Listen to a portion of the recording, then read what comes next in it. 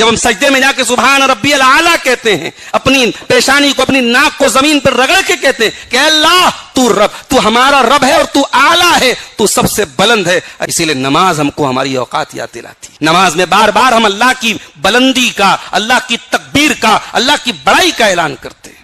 جو انسان قاعدے سے نماز پڑھے گا وہ کبھی تکبر نہیں کر سکتا.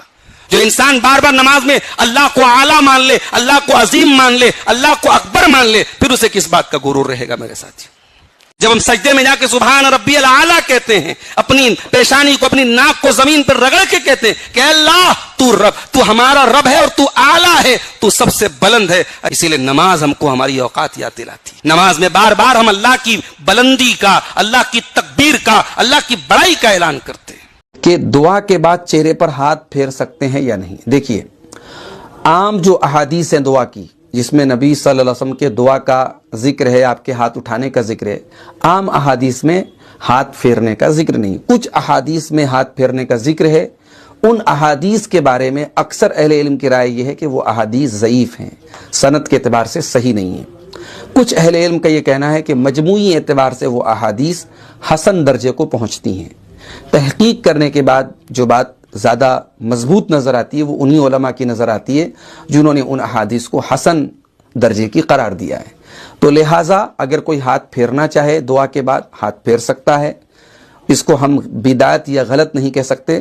اور کوئی نہیں پھیرتا ہے تو کوئی حرج کی بات نہیں، کیونکہ عمومی احادیث میں اس کا ذکر نہیں، چند احادیث میں اس کا ذکر ہے. مرتے دم تک کبھی شرک نہ کرنا. لا تشرک باللہ. اللہ کے نبی نے معاذ بن جبل کو وصیت کی تھی، اے معاذ بن جبل، اللہ کے ساتھ کسی کو شریک مت کرنا. وَإِن قُتِلْتَ أَوْ حُرِّقْتَ. تمہیں قتل کر دیا جائے، تمہیں جلا دیا جائے، جل جانا، قتل ہو جانا، مگر اللہ کی ذات کے ساتھ کسی کو شریک نہ کرنا.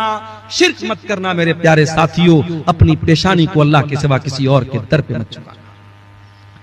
اور یاد رکھو، اگر یہ شرک ہو گیا اور بغیر توبہ کیے انسان دنیا سے چلا گیا تو اللہ کیا اس کی معافی نہیں ہے. ان اللہ لا یغفر ان یشرک بہ ویغفر ما دون ذلک لمن یشاء. جو دنیا سے شرک کر کے چلا گیا اور شرک کی حالت میں مر گیا، اللہ فرماتا ہے اس مشرک کی ہم مغفرت نہیں کریں گے. مشرک کی اللہ تعالیٰ کے معافی نہیں. اچھا، میں ایک مثال سے بات کرتا ہوں. مکان آپ کا ہے، گھر آپ کا ہے، کوئی مرتے دم تک کبھی شرک نہ کرنا. آج ایک نماز آپ پڑھتے ہیں، کسی مسجد میں چلے جاؤ، کوئی سینے پر ہاتھ باندھ رہا ہے. دوسری مسجد میں چلے جاؤ، ناف کے نیچے ہاتھ باندھ رہا ہے. تیسری مسجد میں چلے جاؤ، ہاتھ چھوڑ کے نماز پڑھ رہا ہے. ایک نماز اسلام کی عبادت ہے. 36 طریقے سے نماز پڑھی جا رہی ہے. ہر مسجد میں ایک نیا طریقہ ہے. ایک مسجد میں گئے، السلام علیکم ورحمت اللہ، السلام علیکم ورحمت اللہ کہنے کے بعد امام صاحب اور مقتدی لوگ زور سے کہتے اللہ اکبر، استغفر اللہ، استغفر اللہ، استغفر اللہ. دوسری مسجد میں گئے، امام نے سلام پھیرا، جلدی سے ہاتھ اٹھایا، امام دعا کرنے لگا، پیچھے مقتدیوں نے بھی ہاتھ اٹھایا اور امام کی دعا پر آمین کہا. نماز کے طریقے میں اتنا متبھید کیوں ہے؟ نماز کے طریقے میں اتنا فرق کیوں ہے؟ کیوں اپنے اپنے مسلک کی طریقے کی نمازیں بنا کے آپ نے رکھی ہیں؟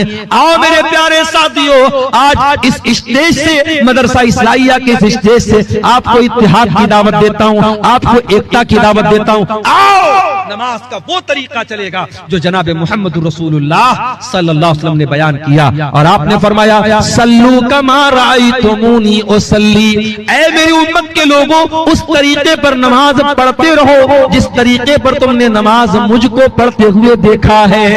نبی کا یہ کہنا کہ میرے طریقے پر نماز پڑھتے رہو، نبی کا یہ کہنا اس بات کی دلیل ہے کہ قیامت تک وہ طریقہ محفوظ رہے.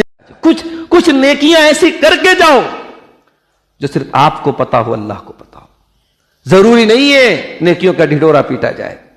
کچھ نیکیاں ایسی ہوں کہ جو آپ کو معلوم ہو، اللہ کو معلوم ہو. اللہ کے نبی فرماتے ہیں کہ قیامت کے دن 7 لوگ ایسے ہوں گے جن کو اللہ تعالیٰ اپنے عرش کا سایہ دے گا.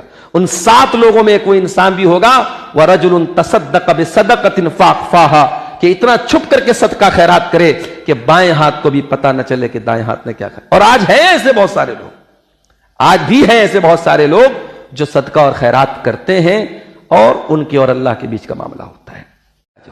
کچھ نیکیاں ایسی کر کے جاؤ جو صرف آپ کو پتا ہو، اللہ کو پتا ہو. ضروری نہیں ہے نیکیوں کا ڈھڈورا پیٹا جائے.